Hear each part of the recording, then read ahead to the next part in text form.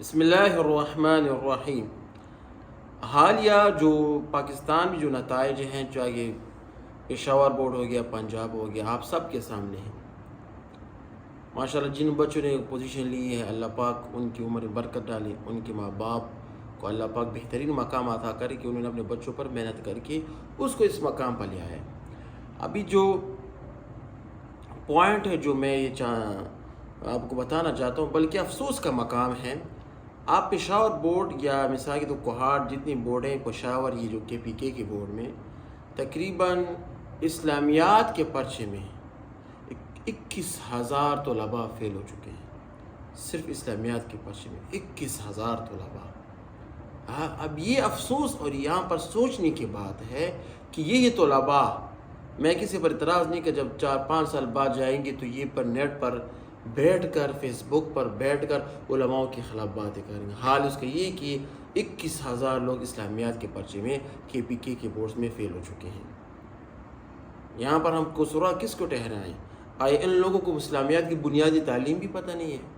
اسلامیات کی بنیاد جو اسکول میں پڑھاتے ہیں، اسکول میں کیا پڑھا سکو، ہلکا پھلکا ترجمہ ہوتا ہے، یا تو مثال کے طور پر 9 یا 10 میں سورۃ احزاب ہو گیا یا سورۃ انفال کا ترجمہ ہو جاتا ہے، احادیث آ جاتی ہیں، 10-20 احادیث آ جاتی ہیں، فضائل آ جاتے ہیں، یہ بھی مسلمان کو نہیں پتہ ہوتا، تو اس افسوس اور کیا ڈوبنے کا مقام ہے۔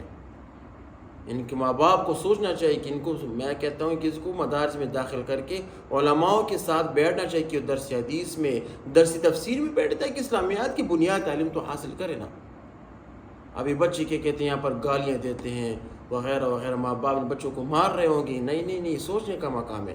بورڈ کو بھی گالیاں مت دو، ماں باپ بچوں کو نہ مارے، بلکہ بچوں کو احساس دلاؤ کہ آئندہ آپ نے محنت کرنی ہے، اس کو آہستہ صحیح طریقے کے ساتھ یہ احساس دلاؤ کہ آپ کے جو نمبر آئے ہیں آپ کوشش کرو، آئندہ محنت کرو۔